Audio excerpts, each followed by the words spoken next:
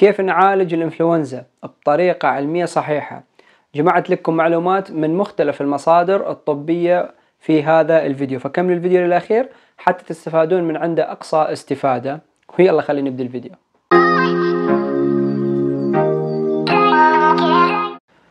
السلام عليكم ورحمة الله. أنا دكتور عبد الله شامل، مقيم مقدم في الطب الباطني.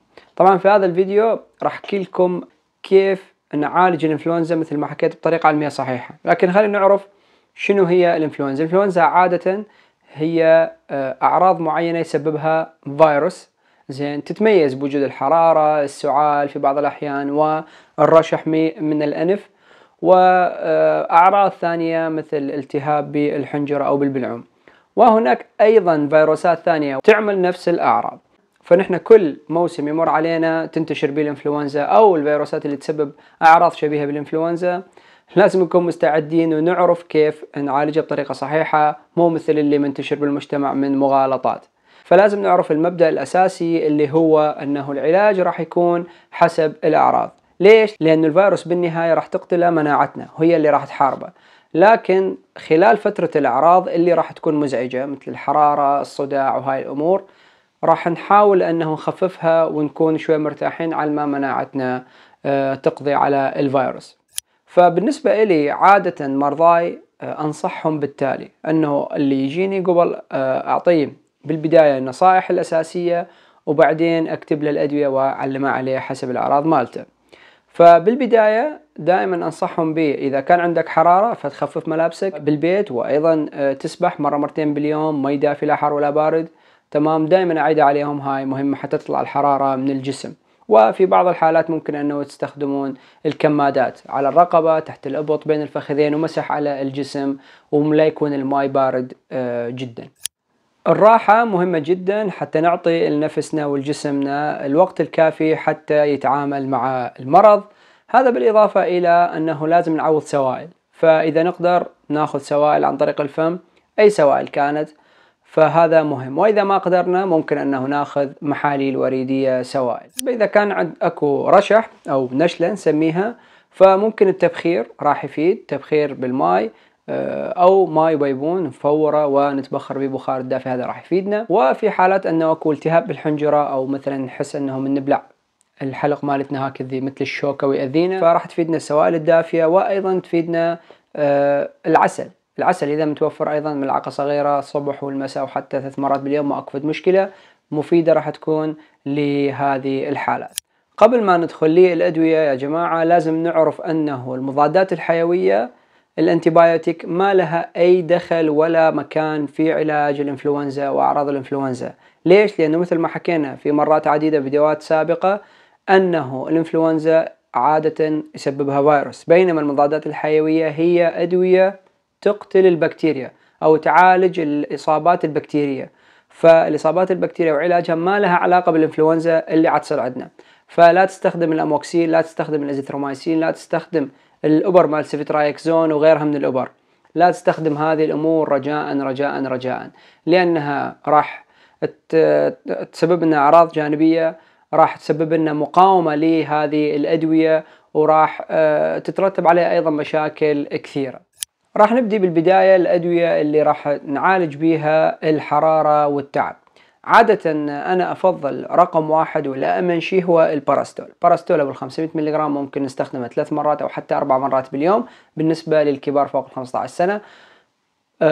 هالشيء كلش مفيد، راح يحسن من الأعراض، من الصداع، وأيضا من الحرارة ومن التعب اللي بالجسم.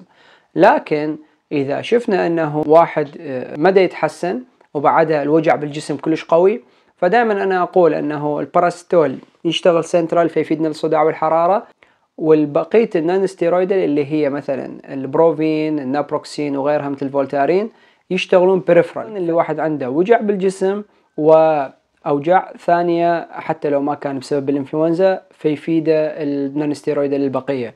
فدائما أنصح وأعطي المرضى البروفين، نابروكسين، والفولتارين بأنواعه وأشكاله. عادة أنا ما مع أنه أعطي الأسبيجيك اللي هو الأسبرين اللي ينبيه أعراض جانبية، ومعرف أنا ما أحبه صراحة، أحب أعطي هذوك الثانيين. خيار كلش حلو وأنصح به دائما المرضى هو الفولتارين بأشكاله، خصوصا الفولتارين الأمبول الأوبر. لكن اللي ما يحبون الأوبر فأكو فولتارين باودر أو حبوب. أنا أيضا مع الباودر صراحة. البارحة إلى حد الآن حرارة وتعرق عندي شديد بسبب الإنفلونزا، فالفولتارين صراحة يعني يعطي تأثير كلش حلو. لكن خلوا في بالكم شغلة مهمة، أنه نون ستيرويدال، البروفين، نابروكسين، بونستان، الفولتارين والأسبرين كلها ما تعطى لجماعة الربو، ممنوعة أيضا الجماعة قرحة المعدة، وأيضا أكو ممنوعة لمرضى ثانيين، لكن هذول أشهر اثنين. اكو ناس تقول يابا انه الفولتارين او غيره ممكن يرفعون الضغط. اي ممكن، لكنه يرفعوه بدرجات بسيطة ويرجع ينزل مرة ثانية بعد ما تروح تأثير الدواء. واكو شغلة اخرى، انه اللي متحكم بالضغط مالته وياخذ علاج حتى لو هو عنده ضغط مزمن، فما راح يعني تفرق عنده، لانه اساسا ياخذ علاج للضغط. اكو جماعات مثلا عندهم ربو او القرحة، فبهذه الحالة جماعة الربو عادة أعطيهم ديكساميثازون، ديكادرون الأوبر، أو بريدنيزولون حبوب بجرعة معينة. أكو منهم أعطيهم الباراسيتول فقط، أكتب الباراسيتول للحرارة والوجع مع الجسم. الباراسيتول طبعا أكو الحبوب مثل ما حكينا بجرعها، وأكو 1 غرام اللي هو الوريدي أيضا كلش حلو، ممكن نقدر نعطيه مرتين أو حد لحد 3 مرات باليوم كل 8 ساعات وريدي، أيضا ماكو مشكلة. راح يفيد الجماعات الربو. لكن اللي عندهم قرحة كبديل أيضا ممنوع عليهم الستيرويد اللي هو الديكساميثازون وجماعته البريدنيزولون. فقط الآمن اللي عندهم اللي يقدرون يستخدموه فقط الباراستول بالنسبة لخافضات الحرارة وأوجاع الجسم اللي تسويها الإنفلونزا. هسه نجي للأدوية اللي تعالج لنا الرشح والاحتقان. فعندنا حبوب تحتوي على عدة أدوية، اللي هي تحتوي على عادة خافض حرارة أو مسكن للصداع اللي هو الباراستول، وتحتوي على مضادات للهستامين اللي هي تخفف لك من الحساسية وهاي الأمور وأعراضها والرشح، وأيضا بها مضاد للاحتقان مثل السودوفيدرين إلى آخرهم. هذه الأدوية مثالها موجود اللي متوفر بالسوق، عندك الكونجستال، البنادول كولد اند فلو، الدولو كولد، 1 2 3 إلى آخره. طبعا النوعيات كثيرة، لكن هي كلها بيئة تحتوي هاي الخلطة، فدائما ممكن أنه ناخذ هاي الحبوب 3 مرات باليوم، حتكون مفيدة جدا. لكن إذا شفنا الاستجابة مالتنا قليلة والنشلة كلش كثيرة، فممكن أنه نحول للأدوية الموضعية اللي هي البخاخ أو القطرة، مثل الأوتريفين المشهورة اللي تحتوي على الأوكسيميتازولين أو الزالوميتازولين، قطرة أو بخة في كل فتحة أنف 2 أو 3 مرات حتى باليوم، ما أكو مشكلة. لكن المدة مثل ما حكيت دائما في فيديوهات سابقة أنه 5 أيام فقط، ولازم تتوقف لأنه ممكن تسبب إدمان أو فد أعراض جانبية وحالات معينة. فهذه هي علاجات النشلة المهمة. هسه نجي لعلاجات السعال. طبعا علاجات السعال مثل ما حكيت ممكن أن واحد ياخذ كالعلاجات العامة اللي بالبيت، سوائل الدافية، التبخير ممكن تقلل له من السعال. هذا بالإضافة للي يريد ياخذ شرابات للسعال، فالشرابات وأنواعها كثيرة جدا. وأكو ملاحظات مهمة لازم الأطباء خصوصا والصيادلة يعرفوها، اللي هي أنه الشرابات اللي تحتوي على برومهكسين هذه نستخدمها للسعال غير الجاف اللي ببلغم. طبعا هذه ما تعطى وممنوعة للمريض اللي عنده قرحة معدة، زين، اللي راح تذوب لنا هذا المخاط، الطبقة المخاطية اللي بالمعدة اللي تحمي المعدة، فراح تكون مؤذية له. مثاله الصلفودين. الملاحظة الثانية شرابات اللي بيها الديكستروميثورفان، فهذه عادة نستخدمها للسعال الجاف، وممنوعة لجماعة الربو، ومثاله السيديلار.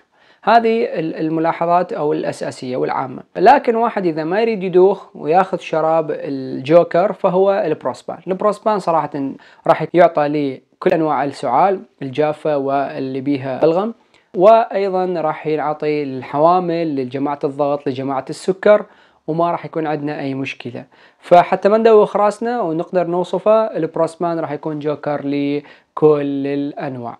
طبعا راح انزل في قناتي على التليجرام ان شاء الله ملاحظات عن الشرابات مع السعال، اخذتها من صيدلي جزاه الله خير. ان شاء الله راح تفيدكم للي مهتم بكل التفاصيل، ومنو ممنوعة عنه هذه الأدوية او الشرابات، ومنو يحتاج هذه او راح تعمل معاه اي نوعية نوصف له عدا هاي الملاحظات اللي حكيتها. فاللي مهتم بالموضوع خليه يشوف ايضا القناة على التليجرام، راح انزل بيها هذه الملاحظات عن شرابات السعال. بالنسبة للزنك، الفيتامين سي، الفيتامين دي، فعليها دراسات كثيرة، لكن ما شفت بالنسبة إلي من هاي الدراسات المختلفة اللي قريتها ماكو فد شي يؤكد أنه أكو منفعة منهم مباشرة في علاج الإنفلونزا، خصوصا الإنفلونزا وأعراض الإنفلونزا. فأنا بالنسبة لي عادة ما أوصف للمرضى وما أنصح أنه واحد يأخذها ويدفع عليها فلوس، المهم أنه يأخذ العلاجات اللي حكيت عنها. أما هذه العلاجات والمكملات الغذائية فإذا واحد يقدر يأكل ويشرب، يأكل فواكه، يتعرض للشمس، فماكو أي مشكلة. أما أنه يشتري مكملات فهذه تبقى يما إذا يستمر يأخذ لا بأس بها أنه يستمر يأخذ، لكن هل أنه لها فائدة مباشرة في علاج الإنفلونزا فماكو دراسة تدعم هالشي. وصلنا لنهاية الفيديو، هذا كل شيء عندي. دعمونا باللايك، شير، مشاركة للفيديو هذا لجماعتكم ولأهلكم. أعتقد المعلومات هذه بسطتها قدر الممكن، والشغلات اللي حكيتها بيها هي موجودة بمجتمعنا، خاصة المجتمع العراقي، فإن شاء الله تستفادون من عندها. وأشوفكم فيديو ثاني، في أمان الله.